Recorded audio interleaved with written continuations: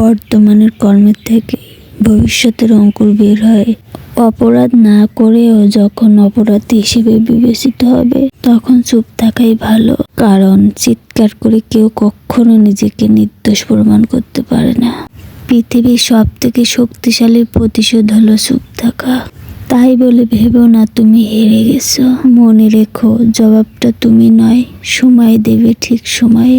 জীবন অনেকটা বইয়ের পাতার মতো, প্রতিটা পাতায় কিছু না কিছু লেখা আছে। খুশি হতে পারে, আবারও বেদনাও হতে পারে, কিন্তু তুমি যদি পাতা পরিবর্তন না করো তাহলে জানতেই পারবে না পরের পাতায় কি লেখা আছে। তাই সবকিছু ভুলে গিয়ে এগিয়ে যাও।